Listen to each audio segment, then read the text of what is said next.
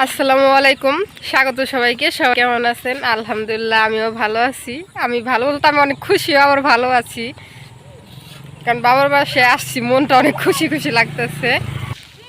আর এখন হচ্ছে বিকেলবেলা, রাস্তায় আসছি ভাবিরে নিয়ে।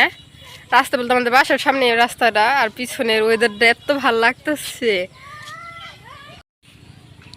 এই পাশে যে রাস্তাগুলা, রাস্তার পাশ দিয়ে হচ্ছে তাল গাছ ছিল আগে, এখন আছে একটা দুইটা, ওইরকম ভাবে নাই। আগে এই পাশ দিয়ে পোড়াটে তাল গাছ ছিল, অনেক সুন্দর লাগছে। সবাই বলছে কি তালতলা নাম দিছিল পোলাপানি এমনি। এখন হচ্ছে রাস্তাটা তো বলাইছে, বড় করছে রাস্তাটা, সেই জন্য হচ্ছে গিয়ে তাল গাছগুলা কাইটা ফেলাইছে। আর এই যে তাল গাছগুলা কাইটে এই পাশে রেখে গেছে, এই যে একটা, তারপর হচ্ছে ওই যে একটা।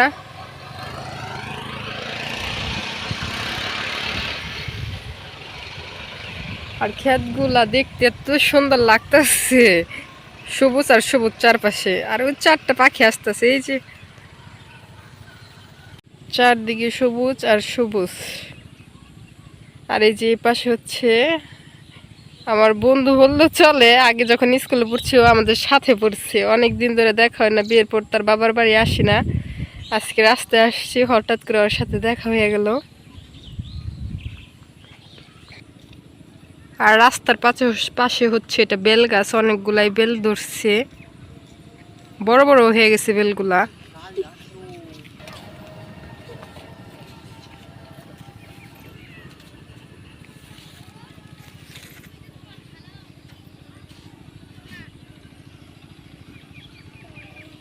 এই পাশে হচ্ছে কেলা কুচ ধরছে, আমরা এটাকে বলি হচ্ছে কেলা কুচি, যে এগুলা আবার পাখি তো খায়াও ফেলেছে, একটা পাইকে গেছে আর একটা ওই যে পাকছে।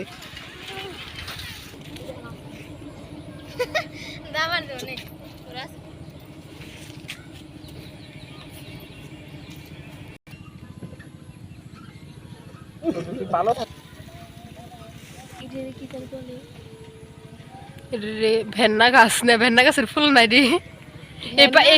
ভেন্না গাছ না, কি জানি বলে। তো আগে এই গাছের পাতায় হচ্ছে বড়েছে, তারপর যে কোনো মাখাগুলো এই গাছের পাতায় খাইছি, অনেক মজা লাগতো।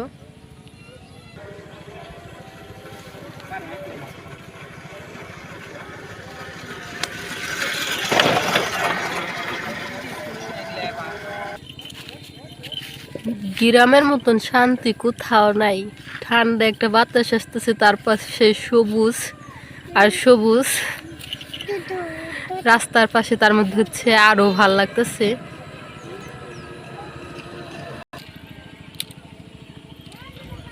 এই যে তাল গাছ এই পাশে দুইটা আছে, এগুলা রাস্তার মাঝখানে পড়ে নাই, দেখে কাটে নাই।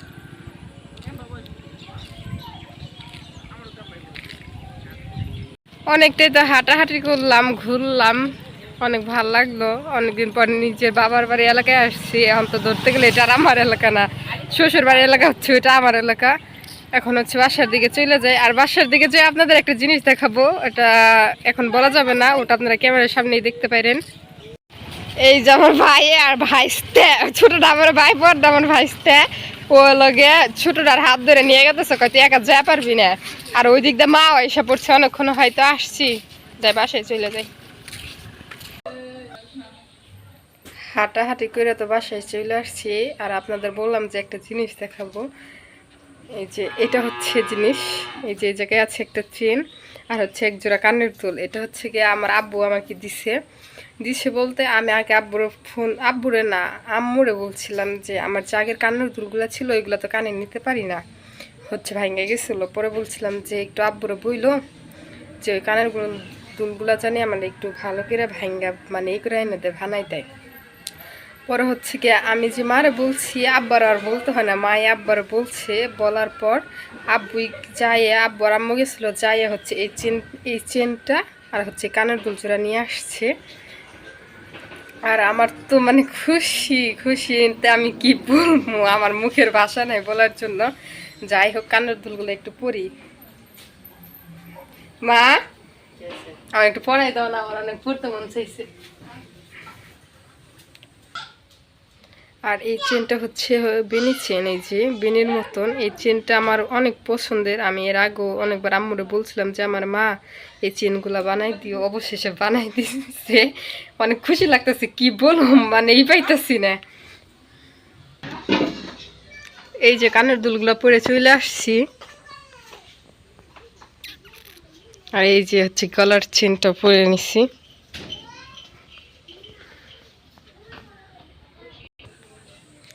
সবার বাবা মা মনে হয় এমনই হয়, সন্তানদের চাও কখনো অপূর্ণ রাখে না। দোয়া করি পৃথিবীর সকল বাবা মাকে আল্লাহ সুস্থ রাখুক।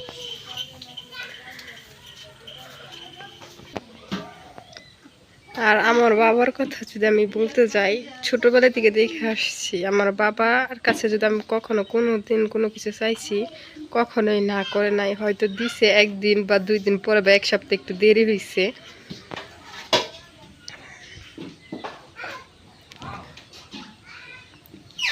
তো আজকের ভিডিও আর বড় করব না, আজকের ভিডিওটা এই পর্যন্তই। সবাই সুস্থ থাকবেন, ভালো থাকবেন, আর আমার পাশে থাকবেন। আল্লাহ হাফিজ।